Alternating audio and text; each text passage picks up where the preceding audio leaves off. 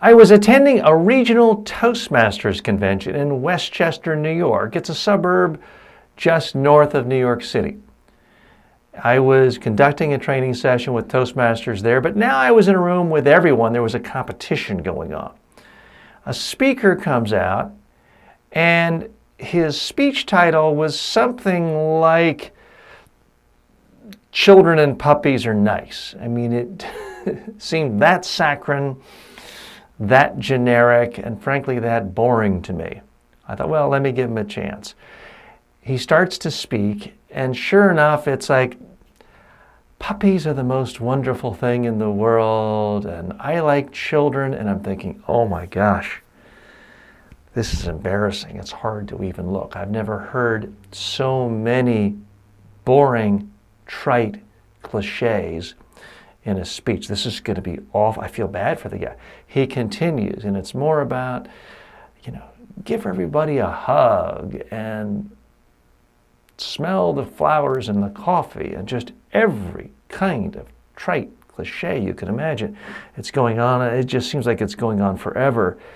I can barely look at this train wreck. I'm just imagining when it's done and the stone silence this speaker is going to receive, how awkward it's going to be for the speaker especially, but everyone.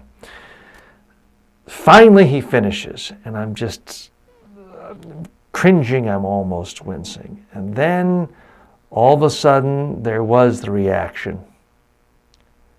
Laughter, cheers, lots and lots of applause, a standing ovation.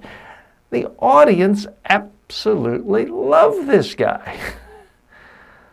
So what are we to make from this? Well, one thing you need to take away is I'm not necessarily the best audience for this guy's speech, certainly, but your speech either. You can't appeal to everyone. You need to know your audience. You're not going to please everyone. That speaker didn't please me. I thought he was boring, trite, insipid, and a total waste of time. Everybody else loved him, and that's what matters for him.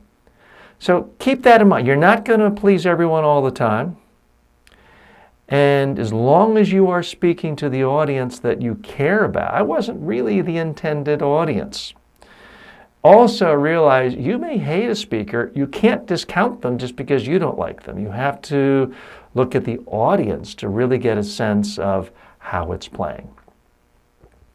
Okay, so why do I tell that story? Couple of reasons. One big problem a lot of speakers have is when they tell stories, they make themselves out to be the hero, the problem solver, the one who came up with a brilliant solution each time. So I do think there's a danger in that. So when you're telling stories, quite often, at least half the time, you need to make yourself the dummy and do it in a real way. This actually happened this way. I was the one out of sync with the audience. I was the one who didn't read the room properly and didn't perceive him the way everyone else did. And another message from this story is just to realize you shouldn't strike off anyone just because you don't like their style or even their message. You need to really listen, figure out what you can from that person. It's not that you're going to copy them or do everything the way they did, but there's something about what they did that might have worked that could work for you too in the future.